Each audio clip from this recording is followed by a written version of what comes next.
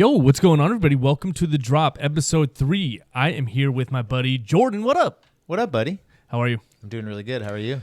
I'm great. It is actually finally cold, so they're making snow again, and it's no longer raining.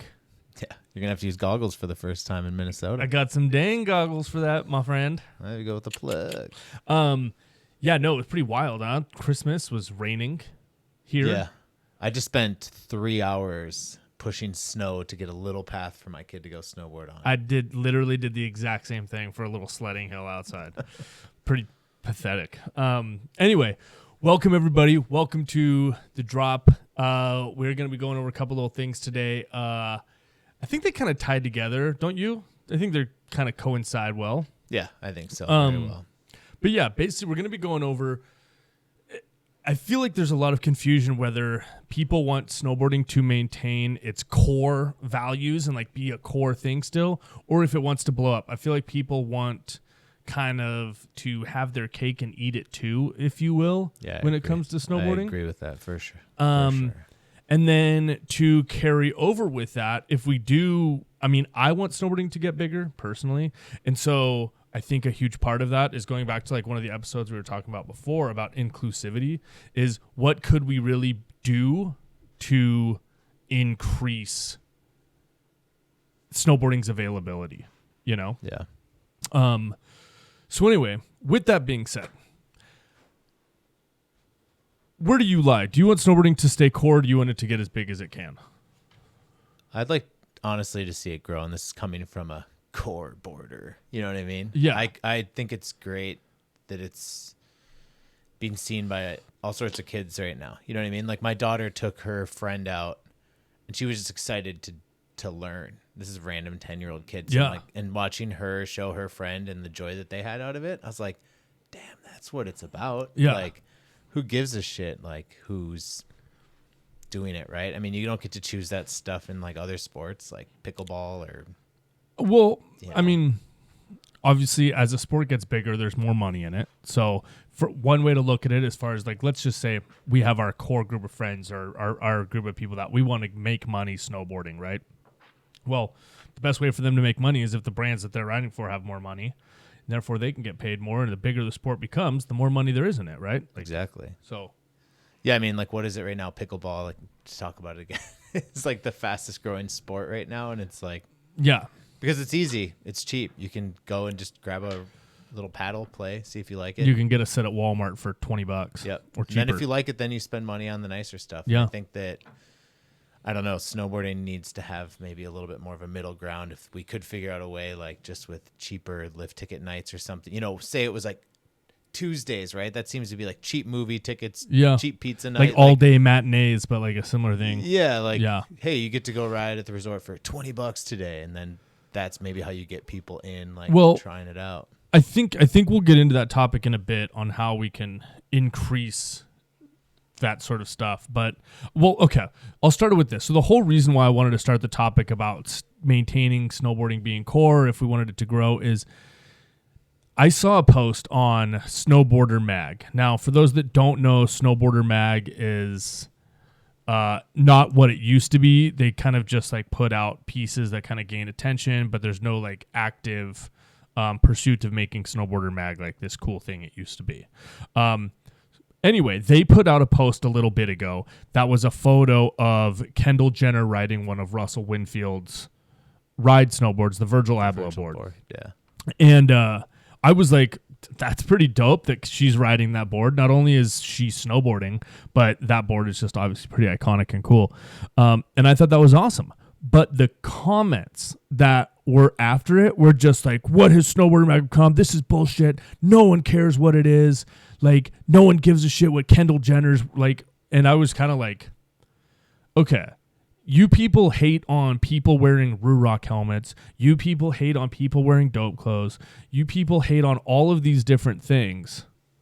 And now you're hating on like somebody promoting more snowboarding. Like, it's kind of like the reason why I asked, like, do we want snowboarding to stay core? Like, core is poor, right? That's the old saying, right? It's like, I think that Kendall Jenner riding like going snowboarding and even posting that she's snowboarding is sick in general. Like, that's what I think. That post right there could get thousands of people just to go try it out. She has 100 million followers or 300 million followers on Instagram. If 1% of her followers decide, oh, I'm gonna go snowboarding because of that, that's sick. Like, I don't know why people would be so bummed. Maybe because they think Snowboarder Mag is what it still used to be, and so they don't expect it from them.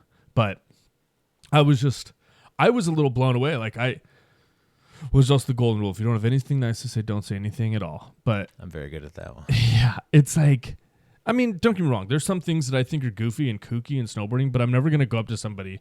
And obviously there's the keyboard warrior who hides behind the screen, but I'm never going to go up and be like, that's whack because Kendall Jenner is into it. Like, what? Like, that doesn't make any sense to me.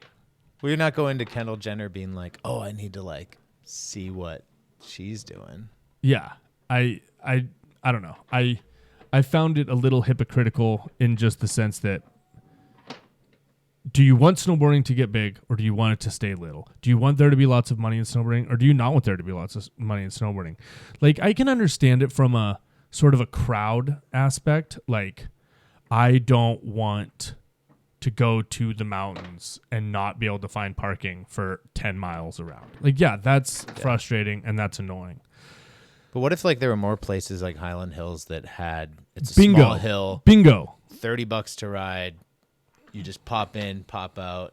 Like, there's got to be hills that big all over the country that are just chilling. So I had this. So I've thought about this for years and years and years, and this is kind of like one of my main resolutions to a lot of the problems, at least in Colorado. So for those of you that don't know, I grew up in Colorado. I grew up riding like Keystone, mostly Breckenridge here and there. Just Keystone because it kind of had a better park and was a little less crowded. But anyway, one of the big complaints that Colorado has now is how big the resorts, like especially with the Epic Passes and all that stuff, how crowded they've become and how popular and how packed the roads are driving up. 4 hours to get up, yeah. right? And here's my thing. Don't get me wrong, there will always be those people that feel like they got to get to 17,000 feet at Breckenridge and ride the highest lines, you know, and the longest runs or whatever the case may be. But for somebody like myself, or somebody who just likes park, there are so many places along the Front Range in Colorado and with like rolling hills all around the plains that they could be putting in 200-foot tall vertical rope tow type Highland Hill places.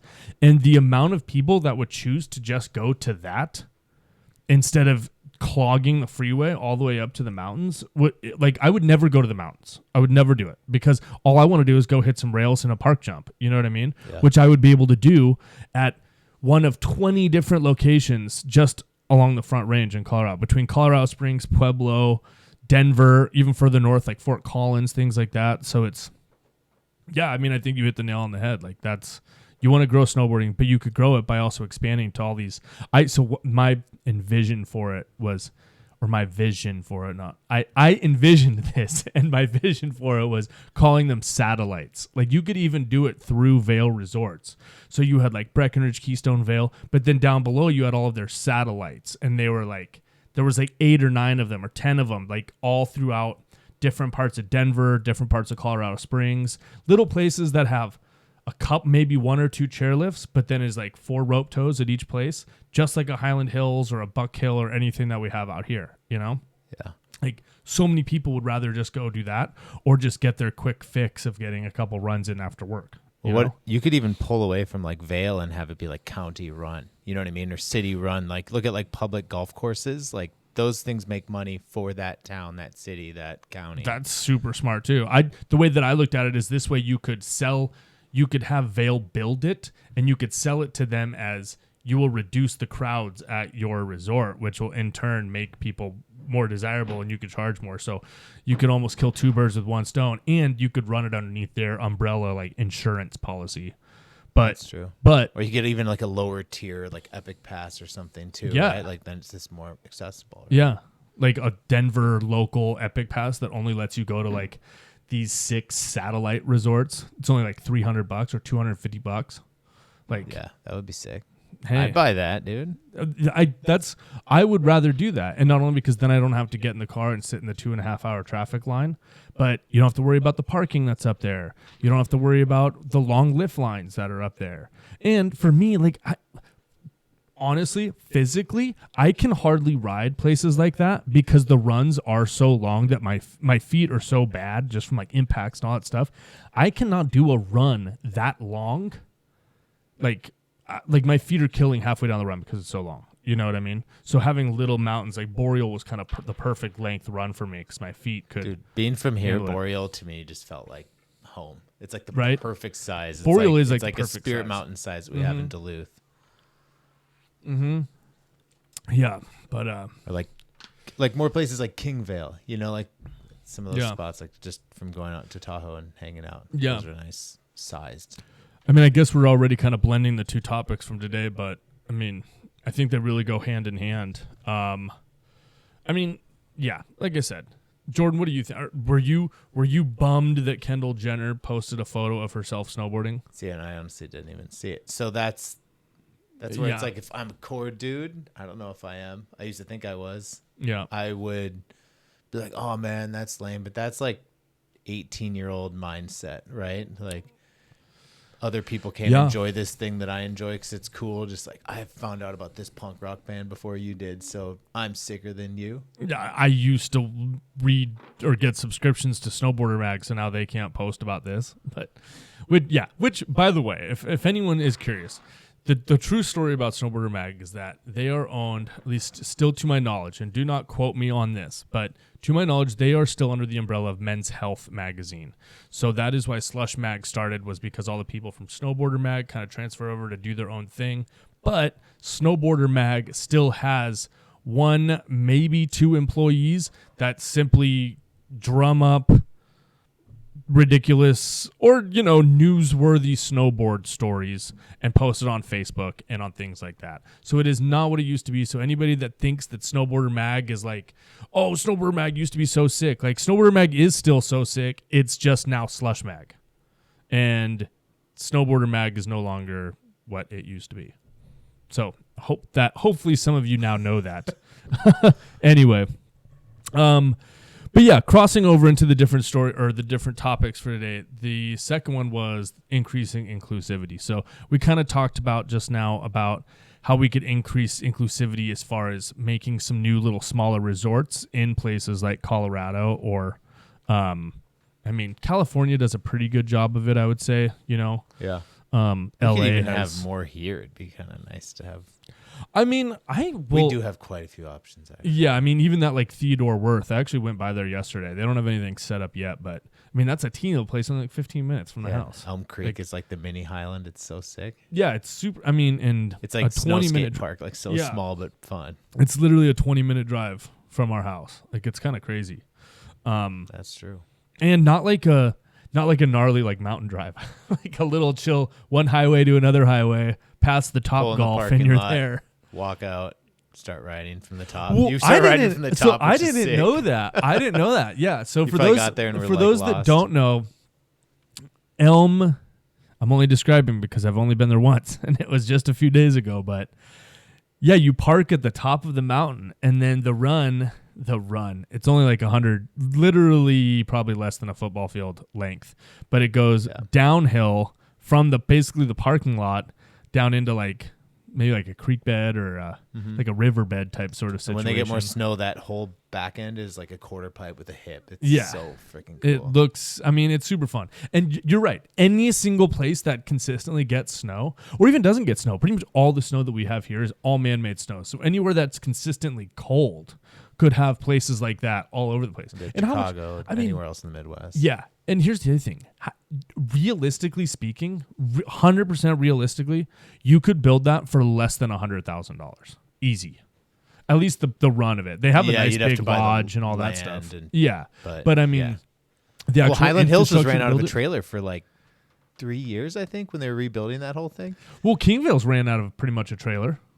That's and true. Kingvale has like a rope tow now. Like Kingvale could be you could put Kingvale at any resort or any town that's cold, really. Anywhere that gets cold enough to blow snow, Yeah. And Colorado Springs and Denver and those like low, like the plains down below, it easily gets cold enough to blow snow at nights. Okay, so you had some ideas for increasing inclusivity, right? I mean, we talked kind of about the resort stuff, but I think like some after school programs, like things that got kids out riding a bit more often, cheaper nights. Even if they just did like, not like board swap, but like if shops brought boards out for kids to kind of demo, like maybe more like demo days, like doing stuff like that. More that often, would be just kind of, getting kids like, that would be know, kind of a to rad try it. idea. I remember like my first board was terrible. It was a foam core, no wood in it at all. Yeah. And it was fun. But then when I got to ride like a real board, like I rode a rental the first time I actually got to go ride Highland, and I was like, dude, this is next level. I mean, as far as a foam board goes, or even like let's just say that you were to make like the cheapest board you could possibly make. Like let's just say Burton, for example, were to make what's the form without edges? I forgot what the Street Dweller. Yeah, but even with edges are not that expensive. Like I'm just saying, like if you were to literally make the cheapest board possible, that is maybe reverse camber, has a little spoon action, like that you could buy for $100 for a complete, you know. And you could learn, like it would almost be like a learning snowboard, you know? And then like you said, or we talked about like the pickleball stuff, like if you're into it, now you can go out and spend $500 on a new setup or whatever. You know? Because I remember for me, even it was like I was looking at Black Snows when I first started, and they were like $60, and that was like out of my price range, you know what I mean? And then it was like, saved up money. Inflation now, that would be like $180 now. That's true. But yeah, then I was able to get a board that was like a little bit more from the house, which rest in peace, the house. That was pretty I think sick. they're back actually. I know, but I don't it's know. different. We'll just say Is this. it? Everyone I know that worked there is gone. Well, another topic for another day. Yeah. Maybe we can get one of them on. And they can break it all down. That'd be kind of That'd be tight. sick. Pete Harvey. Yeah, I mean, I think honestly the thing that is the hardest for snowboarding, and we kind of talked about this again in a previous episode, but is the barrier to entry as far as cost, right? That's number one. Number two is probably getting to the mountain, but we kind of nipped that in the butt. Talking about the other resorts and those satellite resorts, we'll call them, or something like Highland Hills, where it's much closer. You know, it's not nearly the kind of drive you have to do. Like doing a 20-minute drive to the other side of town is a lot different than the 3-hour drive to the mountains. And then that's someone's going to drop their kid off after school. You know what I mean? Mm-hmm. 30-minute drive, drop them at the mountain, go shred for a couple hours. Yeah. They Go run whatever, errands. pick up your kid. You got grocery shopping to do. You dropped your kid off. You go pick him back up in an hour and a half. That's what I grew up on. It was sick. Yeah. And even then, it was like a Highland season pass was like $300. So I mean, my wife literally does that to me. She drops me off, goes and runs errands, then comes and you're picks, the comes and kid picks in me this up. story, Yeah. dude. Yep. But no, I think I think you're absolutely right with that. I mean, the other thing too is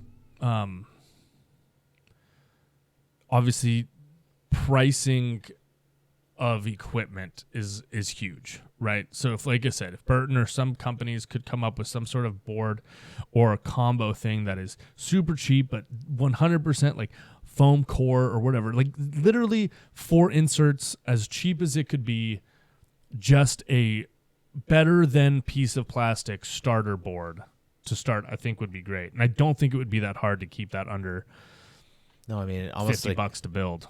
Set up almost like a skateboard where you know it's only going to last a certain amount of time, and then that's it. Like it's for the season. You buy it for one season. You say, yeah, I think I am into snowboarding. I mean, yeah, we do have rentals, but even rentals can be pretty expensive. Yeah, and I know Highland does this night too, where they do something like that, where it's a bit. Oh, why is it doing that? Glitching again. Sorry. Oh, Here, I think we'll go right back. I know Highland does this thing where they do like a rental night is cheaper, like it's $40 or something to ride, and I think like more of that I think would get more people out. Yeah, I mean, even like out. if you wanted to sign up, or like, you know, you can get like coupons in the mail, like in mailers or stuff, but something that says like free rental with ticket purchase or something, right? Like every first Wednesday of the month. Yeah. You know, something like that. I think that would be cool. You know, I also like your shop idea was really cool, like setting up like all kinds of setups, like, right? I mean, dude, I would even be down to like start something like that if people would actually do it, because personally, I mean, you could run. Well, obviously we have enough snowboards. We have enough snowboards, but I also have like enough bindings that I could probably put together 10 full set. At least, actually, now that I think about it, I have way more bindings than that. I could set up easily 10 setups Soft right brag. now. Huh? Soft brag, but that's sick. Well, I mean, I just have like my old like Tech 9 bindings, and then now I have new fixed bindings. I mean, I keep everything, so I've got like shit that, I mean, it's not like it's brand new. Like I keep fucking everything, but my point being is that between everybody that we know, between all kinds of things, you could easily make like a rental / demo shop. Or think about this. Think if once a month at Highland, I drove an enclosed trailer over, parked outside, and any person could go into that trailer and have a setup and go and ride for free. Yeah, and they people just gotta would be come. really hyped on that. Yeah, and people just could come back. And I could get bindings from you. I could get bindings from whoever. I wouldn't even be surprised if companies would be down to throw me 5 pairs of bindings to do that. You know, you just make sure people aren't stealing it or hold like a credit card or something from them. But I think we're dreaming big. Absolutely I like this free. idea. I think I could talk to some of the reps, the local reps, get them to kind of come Dude, out I mean, run yeah. some tents out too. Dude, like once a month. Doing that more often, because I know they do like demo days. They do stuff like that, yeah, right? Like, but tying it in like with a resort, like, hey, this month we're doing it at Buck Hill. Next month we're doing it at Elm. Month after that we're doing it at wherever. You know, I don't know. That would be. Then you wouldn't even have to worry about the cost of equipment. You know, That's true. So I don't know. So let us know what you guys think about that, man. I mean, this conversation I wanted to keep really open-ended with all of you guys, the listeners, because I want you to comment in and chime in what you guys think would be dope. I mean, do you have anything to tell the people? Let's get some of your input. I think it'd be cool to open up this conversation, because I know a lot of people just talk about it and it's fun to talk about, but I think it'd be really cool to like actually take some action and maybe do something. Yeah. I mean, let us know what you guys think in the comments. Let us know if that's something you'd be down for where you live, or if you think you could get it going.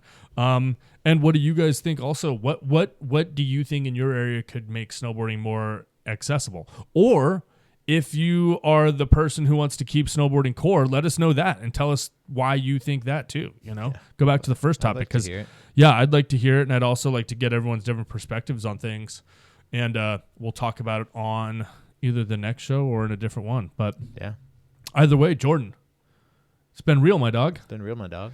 Thank you so much for hanging out with me. Yeah, man. I'm glad I could make it work out today. Yeah. I'm glad you were able to swing by. And until next time, you guys, thank you so much for checking out the drop. And make sure you subscribe, like, share, follow. Oh, and also make sure you check out Jordan's full part. He just put that out on the YouTube page. So check that out. Yeah. Hey, I thought it was sick. All right, dudes. Thanks so much, and we will catch you later. See ya. Later.